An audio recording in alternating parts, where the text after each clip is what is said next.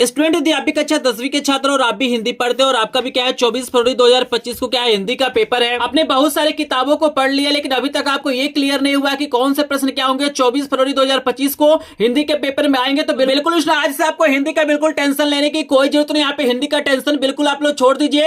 हिंदी के 100 सबसे महत्वपूर्ण आपको प्रश्न कराने वाला हूँ। यहाँ पे स्टूडेंट बता दो कि ये जो 100 प्रश्न है पिछले 5 सालों से क्या हो रहे हैं, लगातार पूछे जा रहे हैं। यहाँ पे स्टूडेंट बता दो कि ये जो भी प्रश्न मैंने लिया है पिछले 5 सालों में जो प्रश्न पूछे गए उन्हीं प्रश्नों को मैंने यहाँ पे लिया है। स्टूडेंट आपको याद रखना है कि 2019 से लेके 2024 तक जितने भी इंपॉर्टेंट प्रश्न हिंदी के पूछे गए हैं, हम बता दो कि एग्जाम से मात्र 1 घंटे पहले क्या करते हैं, आप इस वीडियो को देख लेते हैं और इसमें जो भी प्रश्न आपको बताए गए इनको तैयार कर लेते हैं। तो बोर्ड एग्जाम में जाके आप क्या करेंगे, बिल्कुल यहाँ पे छाप के आएंगे। जितने भी क्या होंगे आपके हिंदी में प्रश्न आएंगे सबका सोल्यूशन आप लोग कर लेंगे। आपको कुछ नहीं करना है, मात्र क्या करना है 100 प्रश्न तैयार कर लेना है। क्योंकि इन्हीं प्रश्नों को क्या किया जा रहा है पिछले 5 सालों से लगातार पूछा जा रहा है। अगर एग्जाम से 1 घंटे पहले इस वीडियो को देख लीजिए, पूरा का पूरा नंबर यहाँ पे फिक्स होने वाला है। और यहाँ पे 100% ऐसे ही प्रश्न क्या होते हैं बोर्ड परीक्षा में पूछे जाते हैं। पे बता दूं कि मात्र आप लोग क्या करते हैं इसमें से 50 प्लस प्रश्नों को तैयार कर लेते हैं तो यहाँ पे पूरा का पूरा नंबर आपका फिक्स होने वाला है। तो चलिए वीडियो को स्टार्ट करते हैं और इन सभी प्रश्नों का सोल्यूशन आपको करा देते हैं। तो यहाँ पे सभी लोग रेडी रहिए यहाँ पे प्रश्नों का आंसर देने के लिए। हमारे आंसर देने से पहले आप लोग आंसर दीजिए और अपने आप को पहचाने क्या 100 में से 50 प्लस प्रश्न आपको तैयार है कि नहीं तैयार है। बीच बीच में मैं आपसे पूछता भी रहूंगा कि कितने प्रश्नों का आंसर आपने सही दिया है। तो यहाँ पे देखिए पहला प्रश्न को बहुत ही ज्यादा इंपॉर्टेंट आपको दिया गया है। यहाँ पे एक रचना दिया गया है, कोणार्क दिया गया है और आपको बताना कि जो रचना है किसकी है।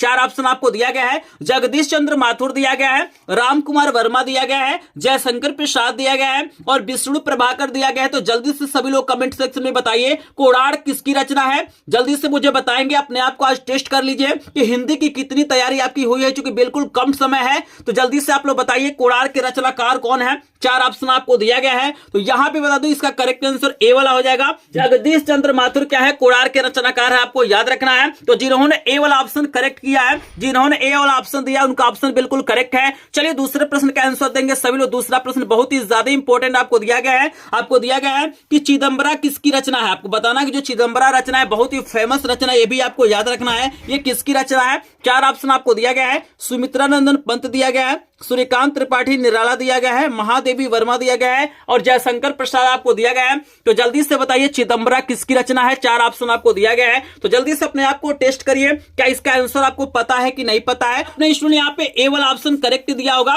सुमित्रा नंदन पंत आंसर दिया होगा तो आपका आंसर बिल्कुल करेक्ट है। आपको याद रखना है जो चिदंबरा रचना है ये सुमित्रा नंदन पंत का आपको याद रखना है। चलिए तीसरा प्रश्न आप देख सकते हैं। तीसरा प्रश्न काफी इंपॉर्टेंट आपको दिया गया है। प्रश्न दिया गया है कि राग दरबारी रचना के उपन्यासकार है। आपको बताना है कि जो राग दरबारी एक उपन्यास है, बहुत ही फेमस उपन्यास है, इसके लेखक कौन है। यहाँ पे आपको 4 ऑप्शन दिया गया है। कमलेश्वर दिया गया है, श्रीलाल शुक्ल दिया गया है, अज्ञेय दिया गया है और नरेश मेहता दिया गया है। तो जल्दी से आप लोग कमेंट सेक्शन में बताएंगे 3 नंबर प्रश्न का करेक्ट आंसर क्या होगा। तो अगर आपने बी वाला ऑप्शन चूज किया है तो आपका आंसर बिल्कुल करेक्ट है। यहाँ पे राग दरबारी क्या है, श्रीलाल शुक्ल की रचना है, आपको याद रखना है। चलिए आपको 4 नंबर का प्रश्न दिखाते हैं। 4 नंबर का प्रश्न काफी इंपॉर्टेंट है। आज अपने आप को टेस्ट कर लीजिए कि आपकी कितनी तैयारी हुई है, क्योंकि यही सब प्रश्न क्या होंगे बोर्ड परीक्षा में आपसे पूछे जाएंगे। मात्र 50 प्लस प्रश्न तैयार कर लीजिए, पूरा का पूरा नंबर यहाँ पे फिक्स होने वाला है। यहाँ पे अगला प्रश्न आपको दिया गया है कि जौहर काव्य के रचनाकार है। आपको बताना है कि जो जौहर काव्य है इसके रचनाकार कौन है। श्याम नारायण पांडे है,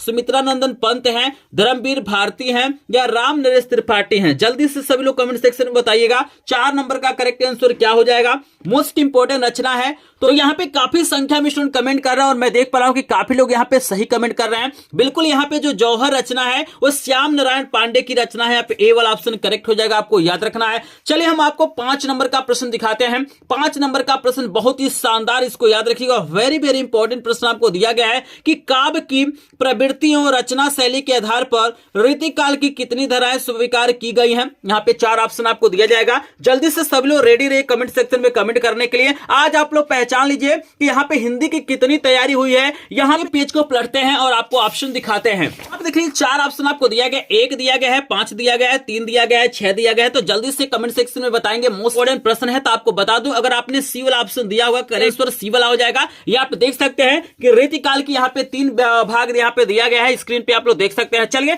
6 नंबर प्रश्न का आंसर सभी लोग दीजिएगा। 6 नंबर का प्रश्न है कि रीतिमुक्त काव्यधारा के कवि हैं, आपको बताना है इसमें से कौन से ऐसे कवि हैं जो रीतिमुक्त काव्यधारा के हैं। 4 ऑप्शन आपको दिया गया है। बिहारी लाल दिया गया है, मतीराम दिया गया है, घनानंद दिया गया है और केशव दास दिया गया है। तो जल्दी से मुझे बताएंगे कौन सा ऑप्शन करेक्ट होगा। तो चारों ऑप्शन में सही ऑप्शन आप लोग जल्दी से बताएंगे। तो याद रखना इसका करेक्ट आंसर क्या हो जाएगा, घनानंद हो जाएगा। सी वाला ऑप्शन बिल्कुल करेक्ट है। आई होप आपको समझ में आ रहा होगा। चलिए यहां पे लेके चलते हैं 7 नंबर प्रश्न पे और देख सकते हैं 7 नंबर का प्रश्न बहुत ही ज्यादा इंपॉर्टेंट आपको दिया गया है। यहां पे प्रश्न दिया गया है कि आचार्य रामचंद्र शुक्ल प्रसिद्ध है। आपको बताना है भाई जो आचार्य रामचंद्र शुक्ल है वो क्यों प्रसिद्ध है।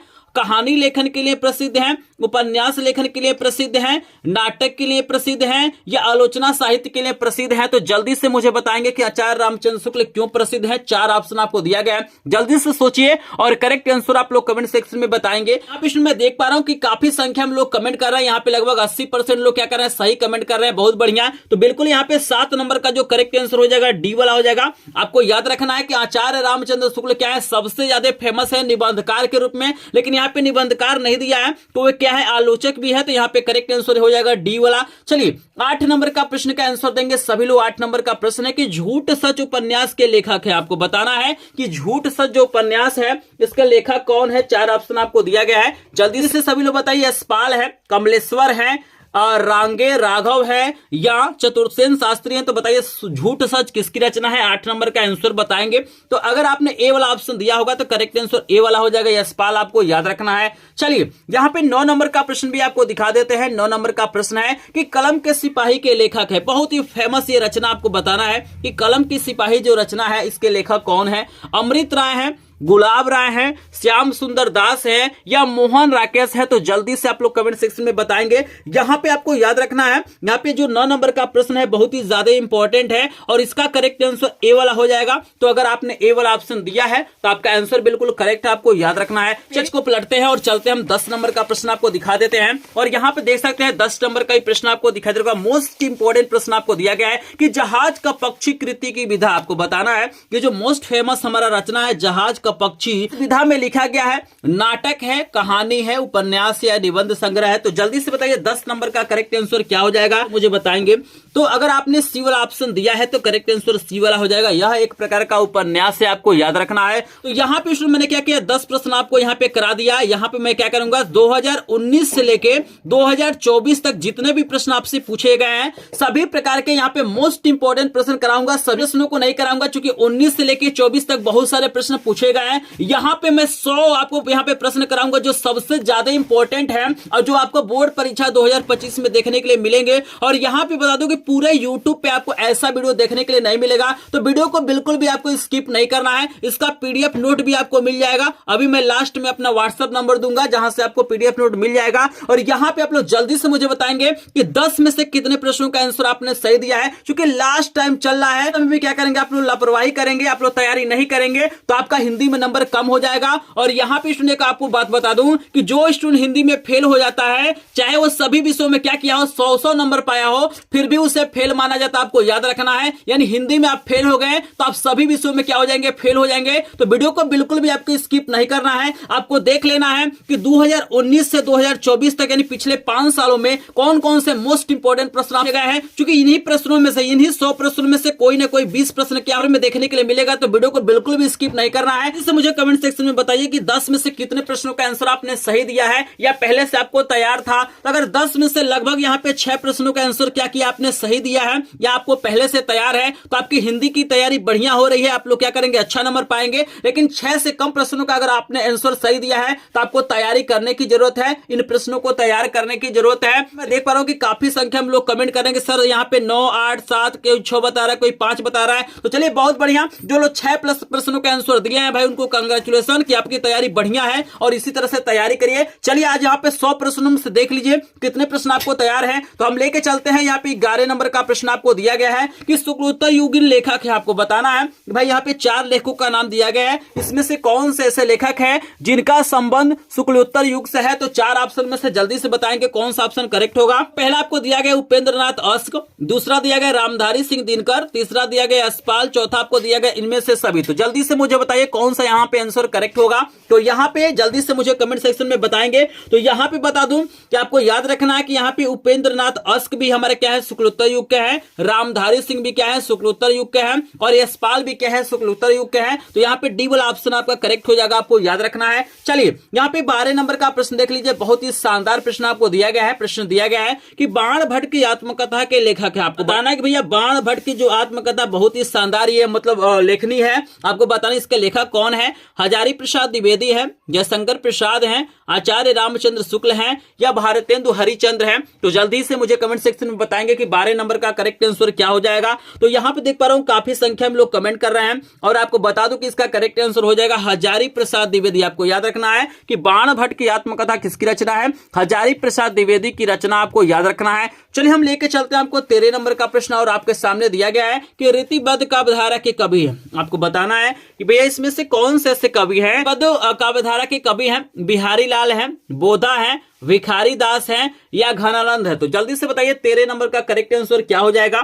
तो यहाँ पे काफी संख्या में लोग कमेंट कर रहे हैं, तो बिल्कुल अगर आपने सी वाला ऑप्शन दिया है तो यहाँ पे बिल्कुल सी वाला ऑप्शन बिल्कुल करेक्ट हो जाएगा। जो भिखारी दास है वो रीतिबद्ध कवि आपको याद रखना है। चलिए यहाँ पे 14 नंबर का प्रश्न दिखा देते हैं। यहाँ पे आपको बताना है इसमें से कौन सा ऐसा नाटक है जो जयशंकर प्रसाद का नहीं है। 4 ऑप्शन आपको दिया गया है। अजात शत्रु दिया गया है, स्कंद गुप्त दिया गया है, ध्रुव स्वामिनी दिया गया है, और अंधेर नगरी दिया गया है। तो बताएंगे इसमें से कौन सा ऐसा नाटक है जो जयशंकर प्रसाद का नहीं है। तो आपको याद रखना है कि यहाँ पे करेक्ट आंसर डी वाला हो जाएगा। अंधेर नगरी क्या है, जयशंकर प्रसाद की रचना नहीं है, ये भारतेंदु हरिचंद्र की रचना आपको याद रखना है। चलिए हम लेके चलते हैं आपको 15 नंबर प्रश्न पे, और 15 नंबर का प्रश्न आपको दिया गया है कि शुक्ल युग के लेखक नहीं। आपको बताना है इसमें से कौन से ऐसे लेखक हैं जिनका संबंध शुक्ल युग से नहीं है। तो चलिए हम पेज को पलट लेते हैं, और यहाँ पे आपको ऑप्शन दिखा देते हैं। आप लोग देख सकते हैं आपको 4 ऑप्शन दिया गया है। मुंशी प्रेमचंद्र दिया गया है, जयशंकर प्रसाद दिया गया है, आचार्य रामचंद्र शुक्ल दिया गया है, और भारतेंदु हरिश्चंद्र दिया गया है। तो बताइए किनका संबंध शुक्ल युग से नहीं है। देख सकते हैं 4 ऑप्शन है, तो आप लोग जल्दी से कमेंट कर लीजिए, अपने आप को टेस्ट कर लीजिए कि आपको कितनी तैयारी है। तो यहाँ पे आपको याद रखना है करेक्ट आंसर डी वाला हो जाएगा। भारतेंदु हरिश्चंद्र क्या है, हमारे शुक्ल युग के लेखक नहीं, आपको याद रखना है। अभी आपको मैं व्याकरण के भी प्रश्न कराऊंगा, इसमें सभी प्रकार के प्रश्न दिए गए हैं। हिंदी गद्य के प्रश्न है, पद्य के प्रश्न है, व्याकरण के सभी प्रकार के प्रश्न है। तो वीडियो को बिल्कुल भी आपको स्किप नहीं करना है। तो इस वीडियो को स्किप कर देंगे तो ऐसा वीडियो आपको कहीं पर भी देखने के लिए नहीं मिलेगा, क्योंकि ये प्रश्न क्या है बहुत ही ज्यादा इंपॉर्टेंट है, और पिछले 5 सालों से लगातार इन्हीं प्रश्नों को पूछा जा रहा है। यहाँ पे 100 सबसे ज्यादा इंपॉर्टेंट प्रश्न करा रहा हूं, यहाँ पे बिल्कुल ध्यान से देखिएगा। 16 नंबर का प्रश्न का आंसर देंगे कि राम की शक्ति पूजा किसकी रचना। आपको बताना है कि जो बहुत ही प्रसिद्ध ये रचना है राम की शक्ति पूजा, ये किसकी रचना है। सूर्यकांत त्रिपाठी निराला का है, महादेवी वर्मा का है, जयशंकर प्रसाद का है, या राम नरेश त्रिपाठी का है। तो 16 नंबर का सभी लोग करेक्ट आंसर बताएंगे। मोस्ट इंपोर्टेंट प्रश्न का आंसर दीजिए सभी लोग। तो आपको बता दूं कि राम की शक्ति पूजा क्या है, सूर्यकांत त्रिपाठी निराला की रचना है। तो यहाँ पे ये वाला ऑप्शन बिल्कुल करेक्ट हो जाएगा, आपको याद रखना है। आपके सामने 17 नंबर का प्रश्न आ गया है कि ऋतिकाल को अलंकृत काल किस विद्वान ने कहा है। आपको बताना है कि भैया ऋतिकाल को अलंकृत काल के नाम से किसने पुकारा है। मिश्र बंधुओं ने, विश्वनाथ प्रसाद मिश्र ने, आचार्य रामचंद्र शुक्ल ने, या इनमें से कोई नहीं। बताइए किन्होंने ऋतिकाल को अलंकृत काल बोला है। 4 ऑप्शन आपको दिया गया है, जल्दी से मुझे कमेंट सेक्शन में बताएंगे।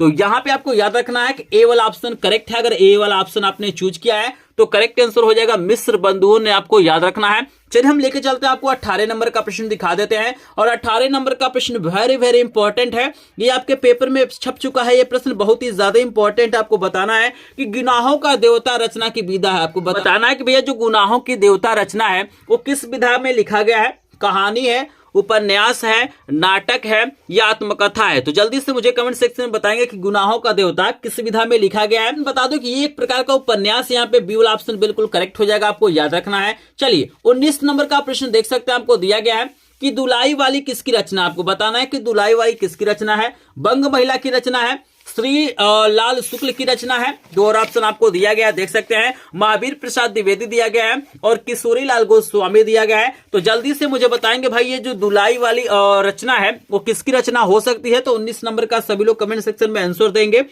तो यहाँ पे आपको याद रखना है, यहाँ पे करेक्ट आंसर हो जाएगा बंग महिला की, आपको याद रखना है। दुलाई वाली किसकी रचना है? बंग महिला की रचना आपको याद रखना है। चलिए हम दिखाते हैं आपको 20 नंबर का प्रश्न, और यहाँ पे देख सकते हैं 20 नंबर का प्रश्न आपके सामने आ गया है। मोस्ट इंपॉर्टेंट प्रश्न आपको दिया गया है कि परीक्षा गुरु किस विधा की रचना है। क्योंकि विधा पे आधारित भी आपसे प्रश्न पूछे जाते हैं, तो आपको बताना है कि परीक्षा गुरु किस विधा की रचना है। एकांकी है, आत्मकथा है, उपन्यास या चित्रकारी है? तो जल्दी से बताइए। परीक्षा गुरु बहुत ही फेमस, आपको याद रखना है, एक प्रकार का ये उपन्यास है, आपको याद रखना है। और ये क्या है? हिंदी का प्रथम मौलिक उपन्यास, इसे ही बोला जाता है, आपको याद रखना है। तो करेक्ट आंसर सी वाला हो जाएगा। तो अगर आपने सी वाला ऑप्शन चूज किया होगा तो आपका करेक्ट आंसर यहाँ पे क्या हो जाएगा? सी वाला हो जाएगा। तो यहाँ पे हमने क्या किया? आपको 20 प्रश्न करा दिया। जल्दी से मुझे कमेंट सेक्शन में बताएंगे 20 में से कितने प्रश्नों का आंसर आपने सही दिया है। तो जल्दी से अपने आप को टेस्ट कर लीजिए, देख लीजिए आपकी हिंदी की कितनी तैयारी हुई है। क्योंकि लास्ट समय चल रहा है, अगर अब नहीं तैयारी करेंगे तो बिल्कुल आपको यहाँ पे टाइम नहीं मिलेगा। क्योंकि यही लास्ट मौका है कि आप लोग हिंदी की तैयारी कर लें और बढ़िया से बढ़िया नंबर पा लें। तो जल्दी से बताइए 20 में से कितने प्रश्नों का आंसर आपने सही दिया है। यहाँ पे मैं देख पा रहा हूँ काफी संख्या में लोग कमेंट कर रहे हैं। कोई 15 बता रहा है, कोई 16 बता रहा है, कोई 10 बता रहा है, कोई 20 बता रहा है। तो बहुत बढ़िया भाई, यहाँ पे अगर 20 में से लगभग आपने 15 प्रश्नों का आंसर सही दिया होगा तो आप क्या है? एक टॉपर स्टूडेंट है, आपकी हिंदी की तैयारी बढ़िया हुई है और आप लोग बढ़िया से तैयारी कर रहे हैं और बिल्कुल आप लोग क्या करेंगे? हिंदी में बढ़िया नंबर पाएंगे। लेकिन अगर आपने क्या किया है? 15 से कम प्रश्नों का आंसर दिया है तो आपको तैयारी करने की जरूरत है।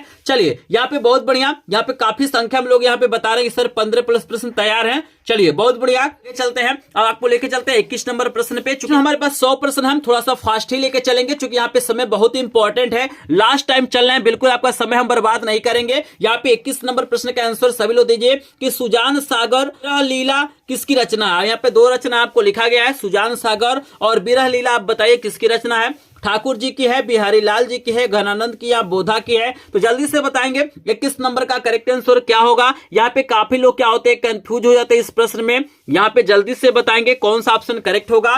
तो यहाँ पे बता दूं कि 21 का करेक्ट आंसर घनानंद हो जाएगा, सी वाला ऑप्शन करेक्ट है। यहाँ पे याद रखिएगा बिरह लीला, यहाँ पे बीर से क्या होता है? बहुत सारे लोग कंफ्यूज होते हैं, उनको लगता है कि बिहारी लाल होंगे, लेकिन आपको बता दूं कि सुजान सागर और बिरह लीला क्या है? बिहारी की रचना नहीं है, ये घनानंद की रचना, आपको याद रखना है। 22 नंबर का प्रश्न है कि छत्रसाल दशक के रचयिता, आपको बताना है ये जो बहुत ही फेमस रचना है छत्रसाल दशक, इसके रचयिता कौन है? मतीराम है, बिहारी है, देव है या भूषण है? तो बताइए 22 का करेक्ट आंसर क्या हो जाएगा।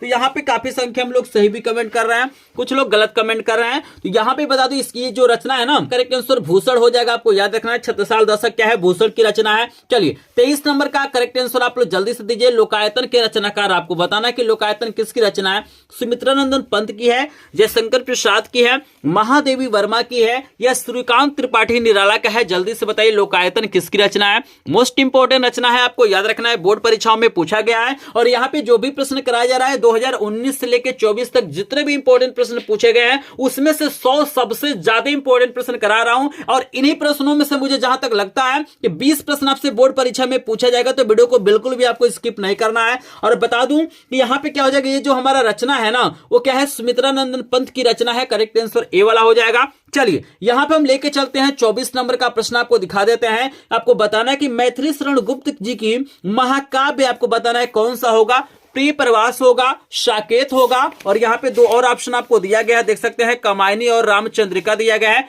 तो आपको बताना है भैया जो हमारे मोस्ट फेमस यहाँ पे कवि हैं और मैथिली शरण गुप्त, इनकी कौन सी यहाँ पे महाकाव्य है?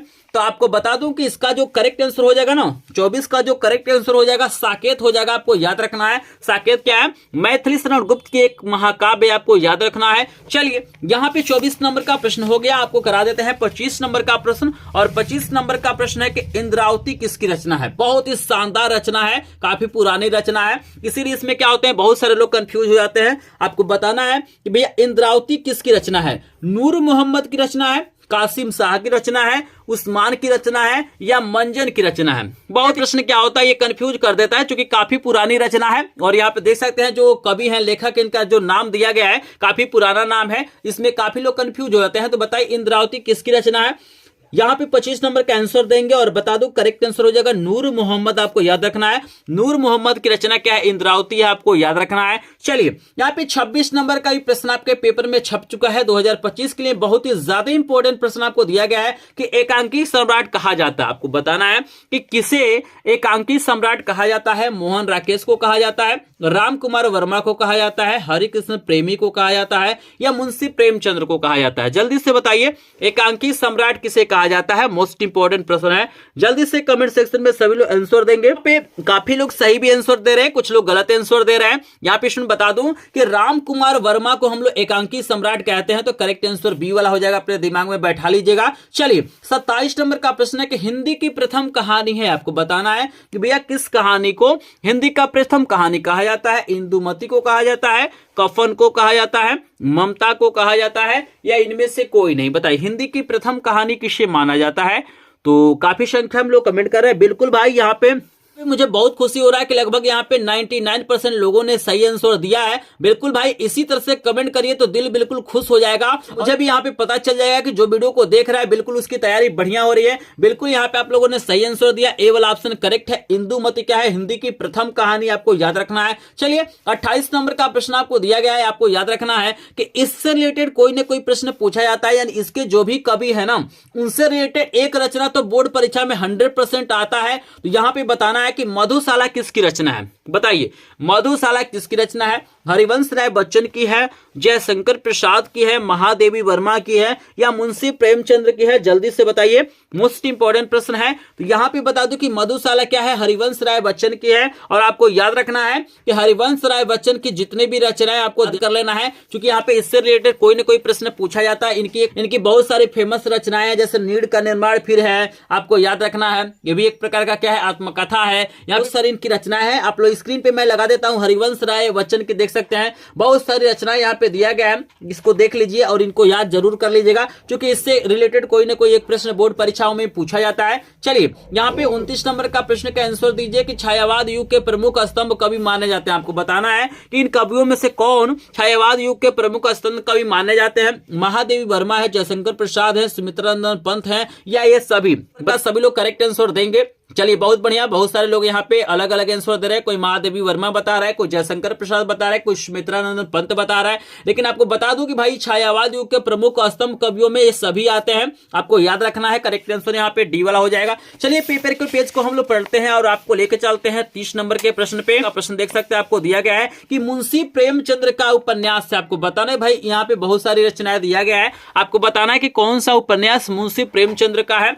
गबन है, कंकाल है, तितली है, परीक्षा गुरु है। तो जल्दी से मुझे बताएंगे कि कौन सा यहाँ पे ऑप्शन करेक्ट हो जाएगा। चलिए 4 ऑप्शन आपको दिया गया है, तो यहाँ पे काफी संख्या में लोग कमेंट कर रहे हैं। कोई सही बता रहा है, कोई गलत बता रहा है। तो बता दूं कि 30 नंबर का करेक्ट आंसर गबन हो जाएगा। आपको याद रखना है गबन रचना किसकी है, मुंशी प्रेमचंद्र का है, आपको याद रखना है। और यहाँ पे हमने क्या किया, आपको 30 प्रश्न करा दिया। जल्दी से मुझे कमेंट सेक्शन में बताएंगे कितने प्रश्नों का आंसर आपने सही दिया या कितने प्रश्नों को आपने तैयार कर लिया है, तो जल्दी से मुझे बता देंगे। तो इतने 20+ प्रश्नों का आंसर सही दिया होगा तो एक आप टॉपर स्टूडेंट हैं और आप लोग क्या कर रहे हैं, बढ़िया से तैयारी कर रहे हैं। और जहां तक मुझे लगता है कि आप लोग हिंदी में क्या करेंगे, बढ़िया नंबर पाएंगे। अगर आपने क्या किया, 20 से कम प्रश्नों का आंसर दिया तो आपको तैयारी करने की जरूरत है। आई होप आप लोगों ने सही आंसर दिया होगा। और जैसा कि मैं देख भी पा रहा हूं यहाँ पे कमेंट सेक्शन में काफी लोग बता रहे हैं कि सर बिल्कुल हमने क्या किया, 20+ प्रश्नों का आंसर सही दिया है। तो बिल्कुल सुनिए, यहाँ पे जो लोग क्या किया है 20+ प्रश्नों का आंसर सही दिया है, भाई उनको बधाई हो कि आप लोग हिंदी में बढ़िया नंबर पाएंगे। चलिए पूरा 100 प्रश्न कराऊंगा और यही सब प्रश्न क्या हुए पिछले 5 सालों में पूछे गए हैं। और ये क्या है, सबसे ज्यादा इंपॉर्टेंट प्रश्न है। तो भाई वीडियो को लाइक आप लोग जरूर करिएगा, क्योंकि इन प्रश्नों को छांटने में, इन्हें लिखने में और वीडियो बनाने में मुझे काफी समय है। तो जो लोग वीडियो को लाइक नहीं किए होंगे प्लीज वीडियो को लाइक कर देंगे।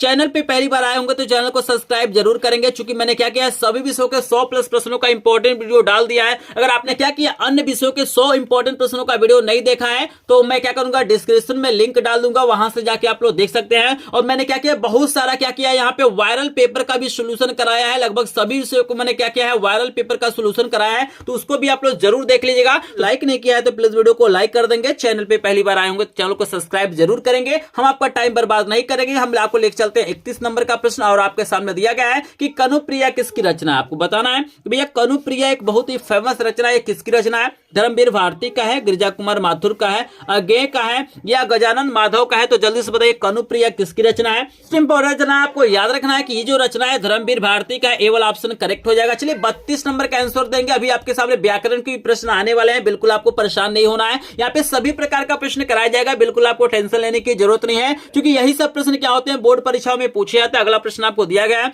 कि माटी हो गई सोना संस्मरण के रेखा क्या? आपको बताना है कि भैया एक प्रकार का संस्मरण है, बहुत ही फेमस है। माटी हो गई सोना, इसके लेखक कौन है? देवेंद्र सत्यार्थी है, माखनलाल चतुर्वेदी है, रामबीर बेन पुरी है या कन्हैया लाल मिश्र प्रभाकर है? तो बताइए माटी हो गई सोना किसकी रचना हो सकती है? 4 ऑप्शन आपको दिया गया है। तो यहां पे अगर आपने क्या किया होगा, यहां पे डी वाला ऑप्शन चूज किया है, तो बिल्कुल करेक्ट आंसर कन्हैया लाल मिश्र प्रभाकर है, आपको याद रखना है। चलिए इसमें यहाँ पे 33 नंबर का प्रश्न आपके सामने आ गया है कि सन 1943 ईस्वी में प्रकाशित तार सप्तक का संपादन किसने किया था? यहाँ पे याद रखिएगा, आपसे यह भी पूछा जाता है कि तार सप्तक का प्रकाशन कब किया गया था? तो आपको याद रखना है कि प्रथम तार सप्तक का संपादन 1943 में किया गया था। यहां पे आपको यह बताना है कि इसका संपादन किसने किया था? रामविलास शर्मा ने किया था, प्रभाकर माचवे ने किया था या गिरिजा कुमार माथुर ने किया था या अज्ञेय जी ने किया था? तो जल्दी से आप लोग सोचिए, कमेंट सेक्शन में बताइए कौन सा ऑप्शन करेक्ट होगा। आपको बता दूं कि यहाँ पे करेक्ट आंसर डी वाला हो जाएगा, अज्ञेय की संपादन आपको याद रखना है। चलिए यहाँ पे 34 नंबर का प्रश्न आपके सामने आ गया है, देख सकते हैं। आपसे पूछा गया है कि पद्माभरण किसकी रचना है? यहाँ पे मतीराम का है, बिहारी का है, पद्माकर का है या केशव दास का है? तो बिल्कुल यहाँ पे आसानी से आप लोग आंसर दे सकते हैं। इस प्रश्न का आंसर कोई भी गलत नहीं देगा, क्योंकि यहाँ पे मिलता जुलता आपको ऑप्शन दिया गया है। तो बिल्कुल आप लोग सही सोच रहे हैं, बिल्कुल पद्माकर की रचना, यहाँ पे सी वाला ऑप्शन करेक्ट हो जाएगा। 35 नंबर का प्रश्न आपको करा देते हैं। 35 नंबर का प्रश्न काफी इंपॉर्टेंट आपको दिया गया है, सुनहले सहवाल किसकी रचना? आपको बताना है, ये भी काफी पुराना रचना है, इसमें भी काफी लोग कंफ्यूज हो जाते हैं कि सुनहले सहवाल किसकी रचना है। तो आपको याद रखना है, यहाँ पे 4 ऑप्शन आपको दिया गया, देख सकते हैं। 4 ऑप्शन में आपको दिया गया है, अज्ञेय दिया गया है, गिरिजा कुमार माथुर दिया गया है, धर्मवीर भारती दिया गया है और आपको भवानी प्रसाद मिश्र दिया गया। तो बताइए सुनहरे सहवाल किसकी रचना है? 35 नंबर प्रश्न का आंसर सभी लोग देंगे। तो यहां पे बता दूं कि ये जो रचना है अज्ञेय की रचना, ए वाला ऑप्शन करेक्ट हो जाएगा, आपको याद रखना है। चलिए यहां पे 36 नंबर का प्रश्न है कि रीतिसिक्त काव्यधारा के कवि बिहारी लाल जी की रचना है। आपको बताना है इसमें से कौन सी ऐसी रचना है जो बिहारी लाल जी की है? भाव विलास है, बिहारी सतसई है, विरह लीला है या सुजान सागर है? तो बताइए 36 का करेक्ट आंसर क्या हो जाएगा? तो यहाँ पे बिल्कुल आप लोग सही सोच रहे हैं, बिल्कुल यहाँ पे बी वाला ऑप्शन करेक्ट है। बिहारी लाल की जो रचना हो जाएगी बिहारी सतसई हो जाएगी, आपको याद रखना है। चलिए यहाँ पे ग्रामर के प्रश्न आपके सामने आ रहे हैं, देख लीजिए। बहुत इंपॉर्टेंट प्रश्न दिया गया है, यहाँ पे कुछ पंक्तियां लिखा गया, जैसे लिखा गया है कि हाथी जैसी देह है, गेंडे जैसी खाल, तरबूज जैसी खोपड़ी, खरबूज जैसी गाल। आपको बताना इन पंक्तियों में कौन सा रस होगा? वीर रस होगा, करुण रस होगा, श्रृंगार रस होगा या हास रस होगा? तो जल्दी से आप लोग इन पंक्तियों को पढ़िए और आप लोग देखिए क्या आपको हंसी आ रहा है कि नहीं आ रहा है। तो बिल्कुल यहाँ पे आप लोग सही सोच रहे हैं भाई, इसको पढ़ने के बाद से हंसी आ रहा है, तो इसमें क्या हो जाएगा? हास्य रस हो जाएगा, डी वाला ऑप्शन करेक्ट हो जाएगा। चलिए कुछ और पंक्तियां आपको दिया गया, देख सकते हैं। आपको दिया गया है कि उस काल मारे क्रोध के तन कांपने उनका लगा, मानो हवा के बेग से सोता हुआ सागर जगा। बताइए इसमें कौन सा अलंकार होगा? उपमा होगा, रूपक होगा, उत्प्रेक्षा होगा या श्लेष होगा? तो बताइए इन पंक्तियों में कौन सा अलंकार होगा? तो बिल्कुल अगर इन पंक्तियों को ध्यान से देखेंगे तो जहां पे मनु मानो जनु जानो आता है तो मानो आया है, तो यहाँ पे क्या हो जाएगा? उत्प्रेक्षा अलंकार हो जाएगा। सी वाला ऑप्शन बिल्कुल क्या हो जाएगा? करेक्ट हो जाएगा। तो कुछ चीजें आपको क्या करना है, यहाँ पे याद रखना है, कुछ ट्रिक आपको पता होना चाहिए ताकि आप लोग आंसर बता पाए। चलिए 39 नंबर का प्रश्न आपको दिया गया है, आपको 4 शब्द दिए जाएंगे, आपको बताना है कि किस शब्द में यहाँ पे अनुपसर्ग का प्रयोग नहीं किया गया है। तो चलिए हम क्या करते हैं, आपको ऑप्शन दिखाते हैं। बहुत प्यारा क्वेश्चन है और इसमें काफी लोग क्या होते हैं, कंफ्यूज हो जाते हैं। जैसे ऑप्शन में सब में आपको अनु, इसमें भी है अनु है, अनु है, अनु है, और यहाँ पे बताना भैया किसमें अनुपसर्ग का प्रयोग नहीं किया गया है। इस प्रश्न को देख लीजिएगा, काफी कंफ्यूजिंग प्रश्न है और ये बहुत ज्यादा इंपॉर्टेंट है बोर्ड परीक्षा 2025 के लिए। बोर्ड परीक्षा में प्रश्न पूछा गया है, तो यहाँ पे आप लोग जल्दी से सोचिए, कुछ अनुमान लगाइए। मैं यहाँ पे देख पा रहा हूँ कि यहाँ पे लगभग 90% लोग यहाँ पे क्या कर रहे हैं, गलत कमेंट कर रहे हैं। बिल्कुल भाई इसमें कंफ्यूजिंग प्रश्न है। आपको बता दो कि यहाँ पे जो करेक्ट आंसर हो जाएगा ना, यहाँ पे सी वाला हो जाएगा।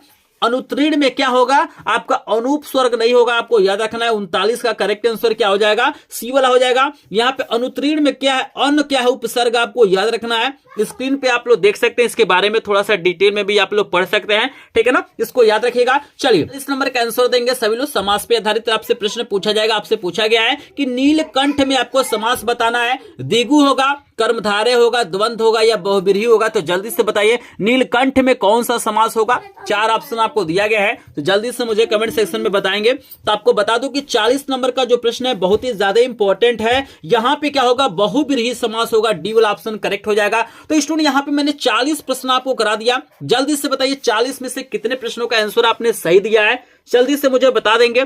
तो यहां पे अगर आपने क्या किया, लगभग यहां पे 30 प्लस प्रश्नों का आंसर सही दिया है, तो आप एक टॉपर स्टूडेंट है, ठीक है ना? आपकी तैयारी बढ़िया हो रही है, तो जल्दी से आप लोग मुझे बताएंगे। अगर आपने क्या किया 30 से कम प्रश्नों का आंसर दिया है, तो आपको तैयारी करने की जरूरत है। देख पा रहा हूं कि काफी संख्या में लोग यहाँ पे टॉपर की कैटेगरी में आ रहे हैं, चूंकि यहाँ पे लगभग 30 प्रश्नों का आंसर यहाँ पे सही दिया गया है, तो बहुत बढ़िया, यहाँ पे बहुत खुशी की बात है। अभी तक आपने क्या किया, वीडियो को लाइक नहीं किया है तो वीडियो को प्लीज लाइक कर देंगे। चैनल पे पहली बार आए होंगे तो चैनल को सब्सक्राइब जरूर करेंगे। पीडीएफ नोट के लिए हमारे ग्रुप को ज्वाइन करेंगे, जिसका लिंक आपको डिस्क्रिप्शन में मिलेगा और लास्ट में मेरा व्हाट्सएप नंबर भी मिल जाएगा। यहाँ पे क्या करते हैं, इस वीडियो का एक टारगेट रखते हैं, यहाँ पे इस वीडियो का एक छोटा सा टारगेट रखते हैं, 100 लाइक है और मात्र इस वीडियो पे क्या करना, आपको 100 लाइक कंप्लीट करना है। मैं देखना चाहूंगा कि यहाँ पे लास्ट समय चल रहा है और मैं देखना चाहूंगा कितने ऐसे स्टूडेंट हैं जो टीचर का क्या करते हैं, रिस्पेक्ट करते हैं, टीचर के बातों को मानते हैं। तो अपने टीचर का रिस्पेक्ट करते होंगे, ठीक है ना? तो इस वीडियो को लाइक जरूर करेंगे, क्योंकि हम लोग का मोटिवेशन होता है। आप लोग लाइक करते हैं, शेयर करते हैं, सब्सक्राइब करते हैं, तो हमें मोटिवेशन मिलता है और हमें समझ में आता है कि आप लोग हमें क्या कर रहे हैं, पसंद करें, इस वीडियो को पसंद कर रहे हैं,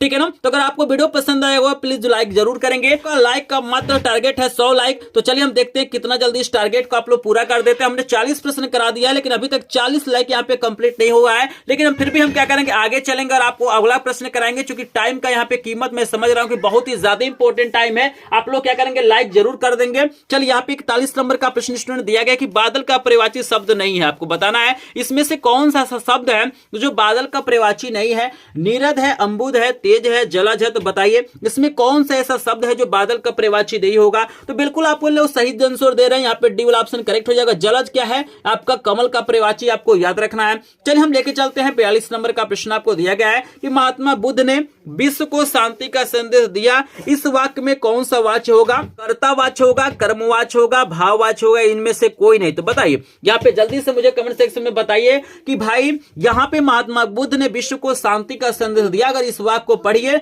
और बताइए कौन सा वाच्य होगा। तो भैया आपको याद रखना है कि महात्मा बुद्ध हमारे क्या है, यहाँ पे कर्ता है, मतलब पहले कर्ता होता तो उसमें कर्ता वाच्य होगा, और कर्म पहले होगा तो कर्म वाच्य होगा। यहाँ पे करेक्ट आंसर ए वाला हो जाएगा, आपको याद रखना है। चलिए यहाँ पे 43 नंबर का प्रश्न आपको दिया गया है कि वह अचानक चला गया, इस वाक्य में प्रयुक्त शब्द अचानक का व्याकरणिक आपको परिचय देना। भैया अचानक जो शब्द वो क्या होगा?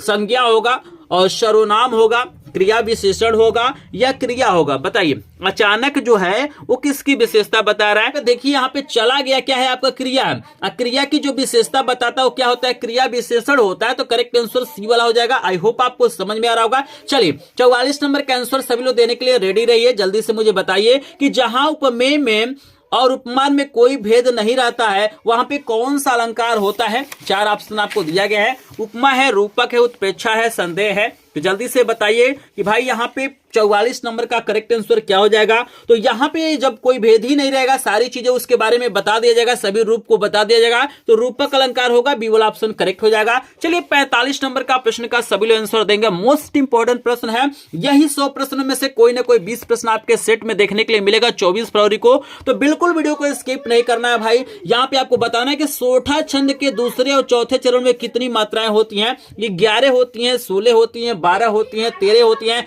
जल्दी से मुझे बताइए 45 का करेक्ट आंसर क्या हो जाएगा? तो बिल्कुल यहाँ पे सही आंसर आ रहा है, डी वाला ऑप्शन करेक्ट है। 13 मात्राएं हो जाएंगी, आपको याद रखना है। चलिए आपको अगला प्रश्न कराते हैं। 46 नंबर का दिया गया है कि अपव्यय शब्द में उपसर्ग जुड़ा है। आपको बताना है कि भैया यहाँ पे एक शब्द है अपव्यय, तो बताइए कौन सा उपसर्ग जुड़ा है? अ जुड़ा है, उप जुड़ा है, अप जुड़ा है, ये अधि जुड़ा है? तो बताइए, बहुत आसान है, बिल्कुल आसानी से आप लोग बता सकते हैं। तो बिल्कुल आप लोग सही दे रहे हैं यहाँ पे आंसर। लगभग 100% लोगों ने सही आंसर दिया है भाई। बहुत खुशी की बात है यहाँ पे इस प्रश्न का आंसर 100% लोगों ने सही दिया है। बिल्कुल यहाँ पे अप उपसर्ग का प्रयोग किया गया है, सी वाला ऑप्शन बिल्कुल आप लोगों ने सही दिया है। चलिए 47 का आंसर दीजिए। 47 नंबर का प्रश्न जल्दी से दीजिए कि माता पिता में समास बताइए। आपसे बहुत ज्यादा पूछता है, माता पिता पूछता है, भाई बहन पूछता है, यहाँ पे लाभ हानि पूछता है, इस तरीके के प्रश्न पूछे जाते हैं। तो बताइए इसमें कौन सा समास होगा, कर्मधारय होगा, द्विगु होगा, बहुब्रीहि होगा, द्वंद्व होगा। तो बताइए, यहाँ पे एक आपको हिंट भी दे देता हूं, इसका मतलब हो गया माता पिता का मतलब हो गया माता और पिता। यहाँ पे और का बोध हो रहा है, तो बताइए और का जहां पे बोध होता है वहां पे कौन सा यहाँ पे समास होता है। यहाँ पे डी वाला ऑप्शन करेक्ट हो जाएगा, द्वंद्व समास होता है, आपको याद रखना है। चलिए यहाँ पे 48 नंबर का प्रश्न है कि समुद्र का पर्यायवाची शब्द नहीं, आपको बताना है कि भैया इसमें से कौन सा ऐसा शब्द है जिसका पर्यायवाची मतलब समुद्र का पर्यायवाची नहीं है। 4 ऑप्शन दिया गया है, सागर, परावार, राजा और जल दिया गया है। तो बताइए 48 के करेक्ट आंसर क्या हो जाएगा। मोस्ट इंपॉर्टेंट है, आपको याद रखना है कौन सा शब्द है जो समुद्र का पर्यायवाची नहीं होगा। तो 48 का सभी लोग आंसर देंगे, तो बिल्कुल आप लोग देखना है, बिल्कुल सही आंसर है। भाई राजा क्या है, समुद्र का पर्यायवाची थोड़ी ना है। सी वाला ऑप्शन क्या हो जाएगा, करेक्ट हो जाएगा। चलिए 49 नंबर का प्रश्न देख लीजिए, 100 का तत्सम रूप आपको बताना है। बोर्ड परीक्षा में पूछा हुआ प्रश्न है कि 100 का तत्सम रूप क्या होगा। 4 ऑप्शन आपको देख सकते हैं, 4 ऑप्शन आपको दिया गया है। बताइए 100 का तत्सम रूप क्या हो सकता है। तो चारों ऑप्शन को ध्यान से देखिए और करेक्ट आंसर आप लोग कमेंट सेक्शन में बताएंगे कि 49 का करेक्ट आंसर क्या हो जाएगा। तो बिल्कुल यहाँ पे काफी संख्या में लोग कमेंट कर रहे हैं, बिल्कुल यहाँ पे सही आंसर, बिल्कुल यहाँ पे बिल्कुल सी वाला ऑप्शन बिल्कुल करेक्ट हो जाएगा, आपको याद रखना है। चलिए 50 नंबर का प्रश्न आप लोग देख लीजिए, लगभग आधे प्रश्नों को हमने कर लिया, आधा प्रश्न और है। तो जल्दी से बताइए कि तुमसे सोया नहीं जा सकता, इस वाक्य में आपको वाच्य बताना है। जल्दी से बताइए इस वाक्य में कौन सा वाच्य होगा, कर्तावाच्य होगा, कर्मवाच्य होगा, भाववाच्य होगा या इनमें से कोई नहीं। तो 50 के आंसर सभी लोग देंगे। तो बिल्कुल यहाँ पे भाव के बारे में बताया जा रहा है कि उसकी भाव दशा क्या है। तो बिल्कुल सी वाला ऑप्शन करेक्ट हो जाएगा, भाववाच्य हो जाएगा। चलिए यहाँ पे 50 प्रश्न मैंने करा दिया, लगभग आधा प्रश्न करा दिया। जल्दी से मुझे बताएंगे कि 50 में से कितने प्रश्नों का आंसर आपने सही दिया है। स्टूडेंट यहाँ पे बता दो कि जिन्होंने यहाँ पे लगभग 35 प्लस प्रश्नों का आंसर सही दिया है वो एक टॉपर स्टूडेंट है, हिंदी में क्या करेंगे, टॉप करेंगे, बढ़िया नंबर पाएंगे। लेकिन जिन्होंने क्या किया है 35 से कम प्रश्नों का आंसर दिया है तो उन्हें तैयारी करने की जरूरत है, इन प्रश्नों को याद करने की जरूरत है, स्टूडेंट आपको बता दूं। और यहां पे स्टूडेंट बता दूं कि जो लोग अभी तक वीडियो को लाइक नहीं किए होंगे प्लीज वीडियो को लाइक जरूर कर देंगे। चैनल पे पहली बार आए होंगे चैनल को सब्सक्राइब कर लेंगे, क्योंकि एक मात्र चैनल है जहां पे आपको सबसे ज्यादा इंपॉर्टेंट प्रश्न आपको कराया जाएगा। और मेरा जो वायरल पेपर होता है बोर्ड परीक्षा में बहुत ज्यादा लड़ता है, तो हमारे द्वारा बनाए गए वायरल पेपर को जरूर देखेगा, क्योंकि मैंने क्या किया सभी विषयों के वायरल पेपर का वीडियो मैंने डाल दिया है, सभी विषयों का क्या किया है 100 प्लस प्रश्नों का इंपॉर्टेंट वीडियो भी डाल दिया, तो उसको जरूर देख के आइएगा। और यहाँ पे स्टूडेंट जल्दी से सभी लोग लाइक का टारगेट जरूर पूरे करेंगे, क्योंकि हमारा लाइक मात्र है 100 यहाँ पे लाइक का टारगेट है और 50 प्रश्न कंप्लीट हो गया, लेकिन अभी तक आपने क्या किया वीडियो को लाइक नहीं किया है। तो यहाँ पे चलिए आपको लेकर चलते हैं 51 नंबर का प्रश्न। जैसे 51 नंबर का भी प्रश्न आपके सामने आ गया है, काफी इंपॉर्टेंट प्रश्न आपको दिया गया है। प्रश्न दिया गया है कि विकारी पद नहीं, आपको बताना है इसमें से कौन सा ऐसा शब्द है जो विकारी पद नहीं है। काफी इंपॉर्टेंट प्रश्न है, बिल्कुल ध्यान से आंसर दीजिए। तो सभी लोग आंसर दीजिए 51 नंबर का कौन सा ऑप्शन करेक्ट होगा। आपको 4 ऑप्शन दिया गया है, गाय दिया गया है, शबा दिया गया है, प्रतिदिन दिया गया है, रमेश दिया गया है। तो जल्दी से बताइए कौन सा ऑप्शन यहाँ पे करेक्ट होगा। तो यहाँ पे स्टूडेंट बिल्कुल आप लोग सही आंसर दे रहे हैं, कुछ लोग यहाँ पे सही जवाब दे रहे हैं। तो बिल्कुल यहाँ पे सी वाला ऑप्शन करेक्ट है, प्रतिदिन आपका क्या है विकारी पद नहीं है, आपको याद रखना है। तो 51 का करेक्ट आंसर हमारा क्या हो जाएगा, सी वाला हो जाएगा। चलिए यहाँ पे 52 नंबर का प्रश्न के लिए बहुत ही ज्यादा इंपॉर्टेंट आपको दे दिएगा, वेरी वेरी इंपॉर्टेंट प्रश्न आपको दिया गया है। तरुण रस का स्थायी भाव आपको बताना है कि कौन सा ऑप्शन करेक्ट होगा।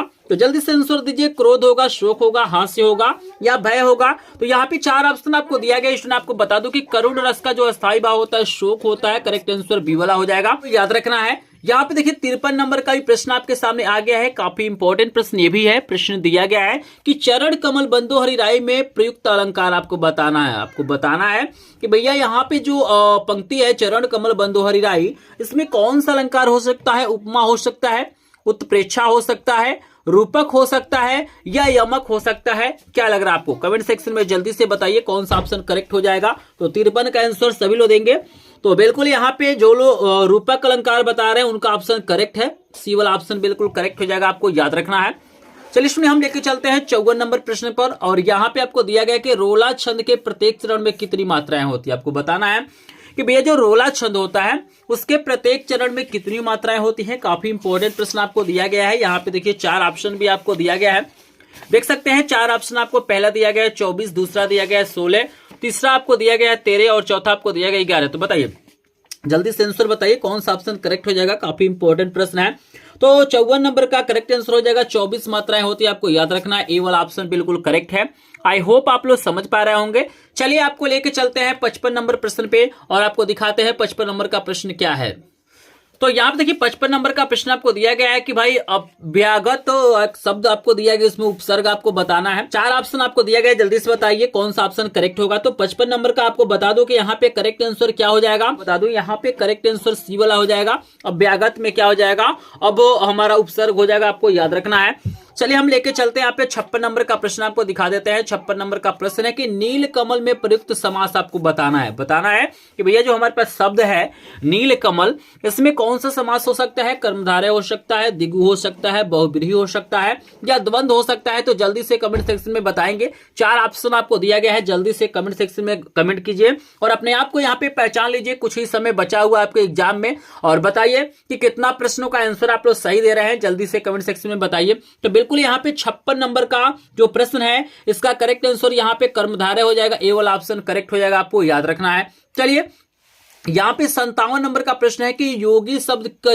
तद्भव होगा, आपको बताना है कि भैया योगी शब्द का तद्भव क्या होगा। 4 ऑप्शन आपको दिया गया है, तो जल्दी से कमेंट सेक्शन में बताएंगे। तो आपको बता दो इसका तद्भव रूप हो जाएगा जोगी हो जाएगा, आपको याद रखना है। चलिए 58 नंबर का प्रश्न बहुत ज्यादा इंपॉर्टेंट है, आपको याद रखना है। बोर्ड पेपर में आपको देखने के लिए प्रश्न मिल जाएगा कि रचना के आधार पे वाक्य के कितने भेद होते हैं। आपसे पूछा जाएगा कि रचना के आधार पे वाक्य के कितने भेद होते हैं। 4 ऑप्शन आपको दिया गया, 8 होते हैं, 3 होते हैं, 4 होते हैं या इनमें से कोई नहीं। तो जल्दी से सभी लोग कमेंट सेक्शन में बताइए कि रचना के आधार पे वाक्य के कितने भेद होते हैं। बहुत ही शानदार प्रश्न आपको दिया गया है, बिल्कुल यहाँ पे काफी लोग सही आंसर दे रहे हैं। तो बिल्कुल 58 नंबर का करेक्ट आंसर बी वाला हो जाएगा। अगर आपने बी वाला ऑप्शन दिया है 3 तो बिल्कुल करेक्ट आंसर हो जाएगा, आपको याद रखना है। चलिए हम आपको लेके चलते हैं 59 नंबर प्रश्न पे और ये प्रश्न दिया गया कि भाववाच्य में प्रधानता होती है। आपको बताना है कि भाववाच्य में किसकी प्रधानता होती है, कर्ता की होती है, कर्म की होती है। आपको 2 और ऑप्शन दिया गया है, क्रिया की दिया गया और इनमें से कोई नहीं। तो बताइए भाववाच्य में किसकी प्रधानता होती है, जल्दी से कमेंट सेक्शन में बताएंगे। तो हमको जहां तक लग रहा है कि भाववाच्य में क्या होता है, भाव की प्रधानता होती है। तो यहाँ पे इनमें से कोई नहीं, यहाँ पे करेक्ट आंसर हो जाएगा। कुछ लोगों को हो सकता है कि ऑप्शन नंबर सी करेक्ट लग सकता है, क्योंकि क्रिया में क्या होता है, भाव छिपा होता है। तो आप लोग मुझे कमेंट सेक्शन में जरूर बताइएगा अगर इस प्रश्न में आपको डाउट लग रहा है, आपको लग रहा है कि करेक्ट आंसर यहाँ पे सी वाला होगा, तो आप लोग मुझे कमेंट सेक्शन में जरूर बताइएगा। हम इस प्रश्न को गलत बताए होंगे तो आप लोग बताइएगा जरूर। चलिए 60 नंबर का प्रश्न आपको करा देते हैं। 60 नंबर का प्रश्न है कि अभिकारी शब्द है, आपको बताना इसमें से कौन सा ऐसा शब्द है जो अभिकारी है। इंद्र है, गाय है, यथासंभव है, आप है। तो जल्दी से बताइए 60 नंबर का करेक्ट आंसर क्या हो जाएगा। तो यहाँ पे काफी लोग अलग अलग कमेंट कर रहे हैं, आपको बता दो इसका करेक्ट आंसर जो हो जाएगा यथासंभव हो जाएगा। ये क्या है, अभिकारी शब्द है, आपको याद रखना है। तो यहाँ पे हमने आपको 60 प्रश्न करा दिया। जल्दी से मुझे कमेंट सेक्शन में आप लोग बता दीजिए कि 60 में से कितने प्रश्नों का आंसर आपने सही दिया है या पहले से आपको पता था। तो अगर 60 में से लगभग आपने क्या किया है, 40 प्लस प्रश्नों का आंसर सही दिया है, तो आप एक टॉपर स्टूडेंट है, आपकी तैयारी बढ़िया हो रही है और इसी तरह से आपसे तैयारी करना चाहिए। अगर आपने 40 से कम प्रश्नों का आंसर दिया है तो आपको इन प्रश्नों को तैयार करने की जरूरत है। आई होप आप लोगों ने 40 प्लस प्रश्नों का आंसर दिया होगा, लेकिन जो लोग अभी तक हमारे टारगेट को पूरा नहीं किए हैं, हमारा टारगेट है मात्र 100 लाइक। और यहाँ पे जल्दी से जो लोग कंजूसी किए हैं, वीडियो को लाइक नहीं किया है, प्लीज लाइक कर देंगे। चैनल पे पहली बार आए होंगे चैनल को सब्सक्राइब करेंगे, क्योंकि आपका लाइक से सब्सक्राइब हमारा क्या होता है, मोटिवेशन होता है। लोग बोले कि सर हमने लाइक कर दिया है, लाइक कर दिया। तो चलिए भाई, जिन्होंने लाइक कर दिया उनको दिल से धन्यवाद भाई, यहाँ पे थैंक यू आपको कि आप लोग इतना सपोर्ट करते हैं। और जो लोग लाइक नहीं किए होंगे प्लीज लाइक कर देंगे, क्योंकि आपका लाइक से सब्सक्राइब हमारा क्या होता है, मोटिवेशन होता है। तो चलिए बहुत बढ़िया। यहाँ पे काफी लोगों ने बताया कि सर हमने 50 का दिया है, कोई 60 बता रहा है, कोई 45 बता रहा है, कोई 40 बता रहा है। तो चलिए सुनिए, यहाँ पे आगे बढ़ते हैं और 61 नंबर का प्रश्न आपको करा देते हैं। यहाँ पे आपको रस बताना है। जैसे यहाँ पे कुछ पंक्तियां दिया गया है कि रघुनंदन एक प्रेम की परी है, तुम बिन जियत बहुत दिन बीते। यहाँ पे आपको बताना है कौन सा रस होगा। तो पंक्तियों को पढ़ेंगे तो बिल्कुल आराम से आप लोग बता सकते हैं कि कौन सा रस होगा। 4 ऑप्शन आपको दिया गया है, वीर रस है, हास्य रस है, करुण है और रौद्र है। तो जल्दी से बताइए कौन सा रस हो सकता है। 61 नंबर का करेक्ट आंसर हो जाएगा करुण रस। यहाँ पे सी वाला ऑप्शन बिल्कुल करेक्ट हो जाएगा, आपको याद रखना है। आपके सामने 62 नंबर का प्रश्न आ गया है। यहाँ पर आपको मात्राएं पूछा गया है, आपको बताना है कि सोठा छंद के पहले और तीसरे चरण में कितनी मात्राएं होती है। 4 ऑप्शन आपको नजर आ रहा होगा, 13, 11, 11 13 11 11 इनमें से कोई नहीं। बताइए 62 का करेक्ट आंसर क्या हो जाएगा। तो बहुत मुझे खुशी हो रहा है कि इसका आंसर लगभग सभी लोग सही दे रहा है। बिल्कुल यहाँ पे जो करेक्ट आंसर हो जाएगा सी वाला 11 11 मात्राएं हो जाएगी, आपको याद रखना है। चलिए यहाँ पे 63 नंबर का प्रश्न है कि सुगम शब्द में प्रयुक्त उपसर्ग आपको बताना है। तो जल्दी से स्टूडेंट बताइए, जो हमारे पास शब्द है सुगम, तो जल्दी से बताइए चारों में से कौन सा ऑप्शन करेक्ट हो सकता है। सुगम शब्द में प्रयुक्त उपसर्ग का नाम आप लोग बता दें, मोस्ट इंपॉर्टेंट प्रश्न है। तो बिल्कुल यहाँ पे ए वाला ऑप्शन करेक्ट हो जाएगा, सु हो जाएगा, आपको याद रखना है। 64 नंबर का प्रश्न आपको पूछा गया है कि नवरत्न में समास है, आपको बताना है भैया जो नवरत्न शब्द है इसमें कौन सा समास हो सकता है। तो 64 का आंसर सभी लोग देंगे। यहाँ पे हम पेज को पलटते हैं और आप लोग देख सकते हैं यहाँ पे 4 ऑप्शन आपको दे दिया गया है, कर्मधारय, द्विगु, बहुब्रीहि समास और द्वंद्व समास। तो बताएं, सभी लोग बताएं नवरत्न शब्द में कौन सा समास हो सकता है। तो अगर आपने बी वाला ऑप्शन चूज किया होगा तो करेक्ट आंसर यहाँ पे द्विगु समास हो जाएगा, आपको याद रखना है। चलिए 65 नंबर का प्रश्न वेरी वेरी इंपॉर्टेंट आपको दिया गया है कि पृथ्वी का परिवाची शब्द नहीं है। बताइए इसमें से कौन सा ऐसा शब्द है जो पृथ्वी का परिवाची नहीं है। 4 ऑप्शन आपको दिया गया है, पृथ्वी है, धरा है, वसुधा है, प्रसून है। इससे सोचिए कौन सा ऑप्शन करेक्ट हो जाएगा। तो अगर आपने डी वाला ऑप्शन चूज किया है तो करेक्ट आंसर डी वाला हो जाएगा। यहाँ पे प्रसून का मतलब क्या होता है, फूल से होता है, पुष्प से होता है, आपको याद रखना है। कि आपके सामने 66 नंबर का प्रश्न है कि अर्थ के आधार पे वाक्य के भेद आपको बताना है, ठीक है ना। यहाँ पे 4 ऑप्शन आपको दिया गया है, 4 2 8 2 5। तो आपके सामने 66 नंबर का प्रश्न का 4 ऑप्शन आपको दिया गया है। यहाँ पे 4 है, 8 है, 2 है, 5 है। तो बताइए अर्थ के आधार पे वाक्य के कितने भेद होते हैं। तो यहाँ पे अगर आपने क्या किया होगा, बी वाला ऑप्शन चूज किया होगा तो यहाँ पे करेक्ट आंसर बी वाला हो जाएगा। अर्थ के आधार पे क्या होता है, 8 प्रकार होता है, आपको याद रखना है। चलिए 67 नंबर का प्रश्न है कि भैया कर्तावाच्य में किसकी प्रधानता होती है। तो बहुत सिंपल क्वेश्चन है, कर्तावाच्य में क्या होता है, कर्ता की प्रधानता होती है। तो सी वाला ऑप्शन बिल्कुल करेक्ट हो जाएगा। और यहाँ पे 68 नंबर का प्रश्न आपको दिया गया है, जिनके अलग अलग रूप वाक्यों में मिलते हैं वे पद क्या कहलाते हैं। विकारी पद कहलाते हैं, अभिकारी पद कहलाते हैं, प्रत्यय पद कहलाते हैं, अव्यय कहलाते हैं। तो बताइए सभी लोग उसे हम लोग क्या बोल सकते हैं जिसके अलग अलग रूप वाक्यों में देखने के लिए मिलते हैं। तो यहाँ पे काफी संख्या में लोग सही आंसर दे रहे हैं, बिल्कुल ए वाला ऑप्शन करेक्ट है, विकारी पद कहते हैं, आपको याद रखना है। चलिए 69 नंबर का प्रश्न में आपको कुछ लाइन दिया गया है, जैसे दिया गया है पुनि पुनि मुनि उकसही अकुलाही। यहाँ पे कुछ और भी आपको लाइन दिया होगा, जैसे दिया गया है जब से दशा हर गण मुस्काही। उपयुक्त पंक्ति में रस आपको बताना है। 4 ऑप्शन है, वीर, हास्य, करुण, वात्सल। तो बताइए यहाँ पे 69 नंबर का करेक्ट आंसर क्या हो सकता है। तो हास्य की बात किया जा रहा है, ठीक है ना, मुस्कुराने की बात किया जा रहा है। तो भाई जहां मुस्कुराहट होता है, हंसी होता है, वहां पे क्या होता है, हास्य रस होता है। तो बी वाला ऑप्शन करेक्ट हो जाएगा। चलिए 70 नंबर पे पहुंच चुके हैं। 70 नंबर का प्रश्न है कि आहुति सी गिर पड़ी चिता पर चमक उठी ज्वाला सी। उपयुक्त पंक्ति में अलंकार बताना है। अनुप्रास हो सकता है, उपमा हो सकता है, श्लेष हो सकता है या रूपक हो सकता है। तो 70 का करेक्ट आंसर बताएंगे। तो बिल्कुल अगर आपने उपमा अलंकार बताया है तो करेक्ट आंसर बी वाला हो जाएगा, ठीक है ना। चलिए जल्दी से बताइए 70 में से कितने प्रश्नों का आंसर आपने सही दिया है। तो यहाँ पे बता दूं कि 70 में से अगर आपने क्या किया है, लगभग 50 प्लस प्रश्नों का आंसर सही दिया है तो आप एक टॉपर स्टूडेंट है, आपकी हिंदी की तैयारी बढ़िया हो रही है और आपको ऐसे तैयारी करने की जरूरत है। अगर आपने इससे कम प्रश्नों का आंसर दिया है तो आपको तैयारी करने की जरूरत है। चलिए 71 नंबर का प्रश्न है कि दोहा छंद का ठीक उल्टा होता है। आपको बताना है भैया दोहा जो छंद होता है उसका ठीक उल्टा कौन सा छंद होता है। 4 ऑप्शन है, चौपाई, रोला, सोठा, बरहवाम। तो बिल्कुल अगर आपने सी वाला ऑप्शन चूज किया है तो करेक्ट आंसर सोठा हो जाएगा। 72 नंबर का प्रश्न आपके सामने आ गया स्टूडेंट के अनुरूप शब्द में किस उपसर्ग का प्रयोग किया गया है। 4 ऑप्शन आपको दिया गया है। तो जल्दी से सभी लोग 72 नंबर का आंसर बताइए कि अनुरूप शब्द में किस उपसर्ग का प्रयोग किया गया है। तो आपको बता दो कि यहाँ पे करेक्ट आंसर हो जाएगा ए वाला, अनुपसर्ग का प्रयोग किया गया है। चलिए राम कृष्ण में समास आपको बताना वेरी वेरी इंपॉर्टेंट है। जल्दी से बताइए राम कृष्ण में कौन सा समास हो सकता है। हम आपको ऑप्शन भी दिखा देते हैं, यहाँ पे देख सकते हैं 4 ऑप्शन आपको दिया गया। अव्ययी भाव समास है, द्वंद्व समास है, कर्मधारय है, तत्पुरुष समास है। तो बताइए राम कृष्ण में कौन सा समास हो सकता है, कमेंट सेक्शन में जल्दी से बताएं। तो बिल्कुल यहाँ पे द्वंद्व समास हो जाएगा, ठीक है ना। चलिए 74 का आंसर दीजिए। वायु, समीर, बयार किसका प्रवाची है। सूर्य का है, तारों का है, हवा का है या बादल का है। बताइए बहुत सिंपल क्वेश्चन है। बिल्कुल यहाँ पे 100% लोगों ने सही जवाब दिया है। बिल्कुल स्टूडेंट यहाँ पे हवा का है, सी वाला ऑप्शन बिल्कुल करेक्ट हो जाएगा। चलिए लेके चलते हैं 75 नंबर पे और यहाँ पे दिया गया है कि संदेहपूर्ण कथन को क्या कहते हैं। साधारण वाक्य कहते हैं, प्रश्नवाचक वाक्य कहते हैं, संदेहात्मक वाक्य कहते हैं या नकारात्मक वाक्य कहते हैं? तो भाई बिल्कुल यहाँ पे सिंपल क्वेश्चन है, क्योंकि बोर्ड परीक्षा में ये प्रश्न पूछा हुआ है, तो यहाँ पे बिल्कुल सी वाला ऑप्शन करेक्ट हो जाएगा। संदेहात्मक वाक्य कहेंगे, आपको याद रखना है। चलिए यहाँ पे 76 नंबर का प्रश्न वाच्य से रिलेटेड है कि मैं पत्र लिखूंगा, वाक्य का कर्मवाच्य में परिवर्तित वाक्य है, मतलब जब इसको कर्मवाच्य में बदलेंगे तो इसको बताना है कि इसका कर्मवाच्य क्या होगा।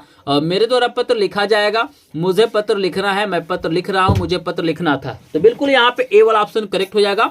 मेरे द्वारा पत्र लिखा जाएगा, ये आपका क्या हो जाएगा, कर्मवाच्य में परिवर्तित हो जाएगा, आपको याद रखना है। चलिए हम लेके चलते हैं 77 नंबर प्रश्न पे, और ये है कि स्थानवाचक क्रिया विशेषण आपको बताना है कि इसमें से कौन सा शब्द स्थानवाचक क्रिया विशेषण हो सकता है। तो पेज को पहले हम पलट लेते हैं और आपको 4 ऑप्शन दिखाते हैं। पहला ऑप्शन प्रतिदिन है, दूसरा आसपास है, तीसरा बहुत है और चौथा स्वयं है। तो आपको बताना इसमें कौन स्थान को दर्शा रहा है। तो बिल्कुल यहाँ पे बी वाला ऑप्शन करेक्ट है, आसपास का मतलब स्थान होता है, आपको याद रखना है। तो ये हमारा करेक्ट आंसर है। 78 नंबर का प्रश्न है कि पीपर पात्र सरिस मंडोला में अलंकार बताना है। 4 ऑप्शन आपके पास है, श्लेष अलंकार और उपमा अलंकार, इच्छा और रूपक है। तो बताइए कौन सा ऑप्शन करेक्ट हो सकता है। तो बिल्कुल यहाँ पे 78 का जो करेक्ट आंसर हो जाएगा उपमा हो जाएगा। यहाँ पे बी वाला ऑप्शन करेक्ट हो जाएगा, आपको याद रखना है। चलिए आपको लेकर चलते हैं 79 पे, और आपको प्रश्न दिया गया कि रोला छंद में कुल कितने चरण होते हैं। बताइए रोला छंद में कुल कितने चरण होते हैं। बहुत ही शानदार प्रश्न आपको दिया गया है कि 2, 4, 3, 5 कितने चरण हो सकते हैं। 79 का सभी लोग आंसर देंगे। तो बिल्कुल अगर आपने बी वाला ऑप्शन चूज किया है तो 4 यहाँ पे चरण होते हैं, आपको याद रखना है। 80 नंबर पे पहुंच चुके हैं हम लोग। 80 नंबर का प्रश्न है कि आगमन में किस उपसर्ग का प्रयोग हुआ है। आपको बताना है कि भाई आपके सामने जो शब्द है आगमन, इसमें किस उपसर्ग का प्रयोग किया गया है। 4 ऑप्शन आपको दिया गया है, बताइए 80 का करेक्ट आंसर क्या हो सकता है। तो बिल्कुल यहाँ पे डी वाला ऑप्शन करेक्ट है। आगमन में क्या है, आ उपसर्ग का प्रयोग किया गया, आपको याद रखना है, आपको याद रखना है। तो यहाँ पे फाइनली हमारा 80 प्रश्न खत्म हो गया। जल्दी से बताइए 80 में से कितने प्रश्नों का आंसर आपने सही दिया है, यानी आपको पहले से तैयार था। तो 80 में से लगभग आपने 60 प्लस प्रश्नों का आंसर सही दिया है, तो आप एक टॉपर स्टूडेंट है, आपकी तैयारी बढ़िया है। अगर आपने इससे कम प्रश्नों का आंसर दिया है तो आपको तैयारी करने की जरूरत है। लेकिन जो लोग हमारे टारगेट को पूरा नहीं किए हैं प्लीज इस वीडियो को लाइक कर देंगे, क्योंकि इस वीडियो का लाइक का टारगेट है मात्र 100 लाइक, और यहाँ पे 80 प्रश्न खत्म हो गया लेकिन तक 80 यहाँ पे लाइक कंप्लीट नहीं हुआ है। तो प्लीज आपसे रिक्वेस्ट है कि जो लोग वीडियो को लाइक नहीं किए होंगे प्लीज वीडियो को लाइक कर देंगे। चैनल पे पहली बार आए होंगे तो चैनल को सब्सक्राइब जरूर करेंगे। हम लेके चलते आगे चलते हैं, क्योंकि टाइम बहुत ही ज्यादा इंपॉर्टेंट है, टाइम को बिल्कुल बर्बाद इस चैनल पे नहीं किया जाता है। यहाँ पे अगला प्रश्न है कि भलाई में प्रयुक्त प्रत्यय आपको बताना है। कभी कभी सिलेबस से बाहर भी क्वेश्चन पूछ देता है, आपको याद रखना है। तो यहाँ पे प्रत्यय बताइए कौन सा प्रत्यय का प्रयोग किया गया है।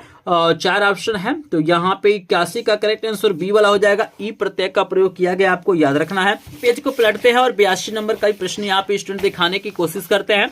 82 नंबर का प्रश्न आपको दिया गया है, देख सकते हैं, जल्दी से कमेंट सेक्शन में आंसर देंगे। सामने 82 नंबर का प्रश्न नजर आ रहा होगा, कह रहा है नीलांबर में कौन सा समास, आपको बताना है कि जो नीलांबर शब्द इसमें समास आपको बताना है।